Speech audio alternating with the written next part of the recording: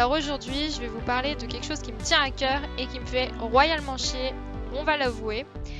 C'est les changements de pré pour un Chao. Donc là, comme vous le voyez sur la vidéo, en fait, on vient juste de le changer de pré. Donc il retrouve 2 chevaux qu'il connaît mais que de vue ou de balade, qu'il n'a jamais été dans un pré pendant très longtemps avec eux.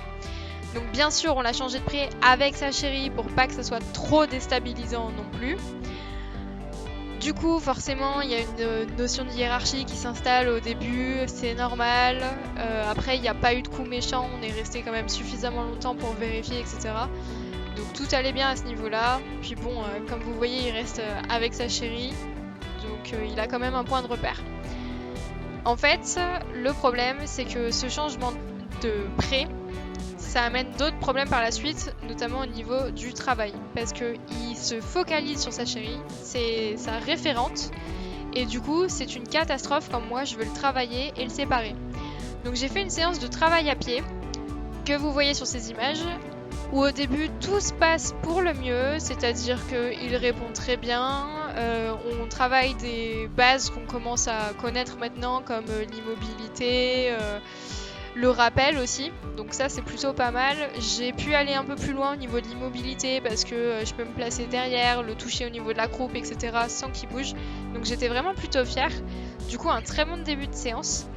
Mais comme vous voyez, il ziote quand même régulièrement derrière parce qu'en fait là on est juste devant le pré.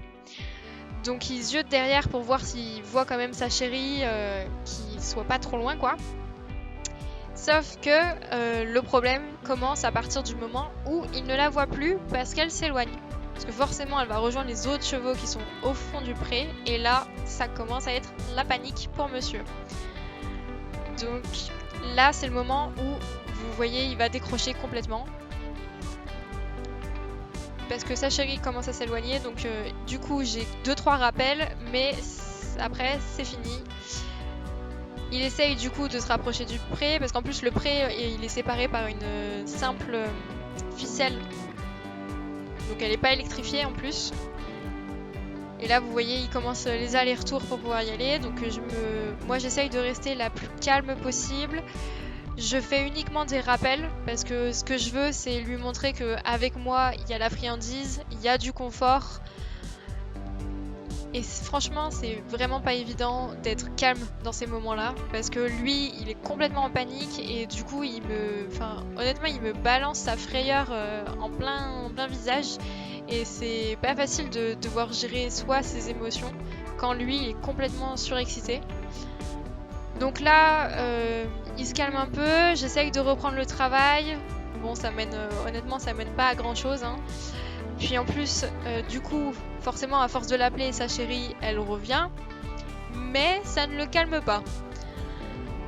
Donc je vais vous montrer en audio un petit peu ce que ça donne à ce moment-là.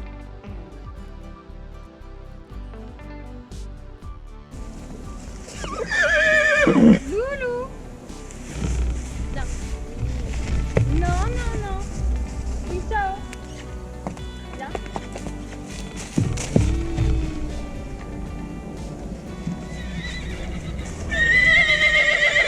Ciao.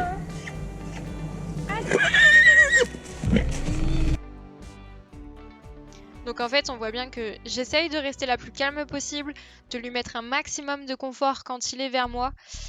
Mais j'ai que très peu d'influence sur lui, alors que en fait on avait énormément évolué dans son ancien pré, je pouvais même partir toute seule avec lui, avec le chien. Sa chérie l'appelait, il en avait strictement rien à foutre, au contraire il voulait me suivre, donc vraiment c'était juste des moments magiques. Et là j'ai l'impression de recommencer de zéro pour un changement de pré. Et donc là, ce que vous voyez en fait, c'est que du coup il va jusqu'au fond à la barrière pour essayer de prendre de l'élan au galop et sauter la petite corde que je vous disais qui sépare du pré. Donc moi j'étais en fait complètement désemparée, je savais pas trop quoi faire, j'essayais de l'en empêcher mais bon il avait l'air d'avoir un petit peu rien à foutre de moi à ce moment-là. Donc fallait pas me mettre en danger non plus, mais lui je pouvais pas le laisser sauter la ficelle parce que s'il se prenait les pieds dedans ou quoi. Enfin, c'est pas que j'ai pas encore testé ses talents de sauteur, mais j'ai pas encore tout à fait testé et là pour le coup j'avais pas vraiment envie. Donc en fait pour vous donner un aperçu, voilà ce qui se passe au fond. Donc il y a les 3 copains qui l'attendent, dont sa chérie bien sûr, qui en plus se fait à moitié chasser, et le bout de ficelle qui le sépare. Donc là ce que vous voyez c'est que je travaille encore et encore le rappel avec une friandise à chaque rappel. Félicitations aussi au niveau de la voix, parce que je veux vraiment qu'il m'associe avec du confort. Mais pas facile du tout, et puis il est pas connecté quoi. Donc je fais ce que je peux, mais clairement ça sert pas à grand chose.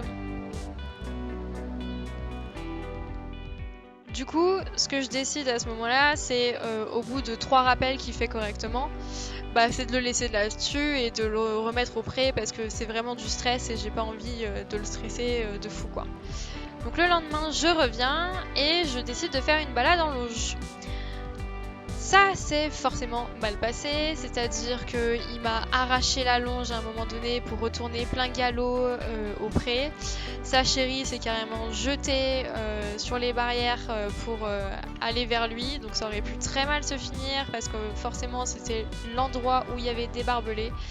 Heureusement, les barbelés ont cassé rapidement, donc du coup elle a pu s'en défaire. Mais bon, ça a été dangereux pour tous les deux.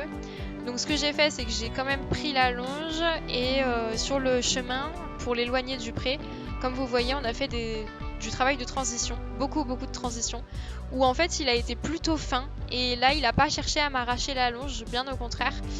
Donc je pense qu'il était tellement concentré sur moi qu'il n'avait pas le temps de se concentrer sur il faut que je retourne voir ma chérie, alors que juste avant il m'avait arraché la longe pour y aller quoi. Donc je devrais être plutôt satisfaite de ça, mais c'est vrai que c'est compliqué parce que quand on voit de là où on était et de là où on réatterrit, disons qu'il faut prendre son mal en patience et puis voilà, va falloir être patiente, je pense. Mais bon, très bon travail de transition en longe, il a été vraiment très fin et ça c'est top. Donc la suite au prochain épisode. Voilà!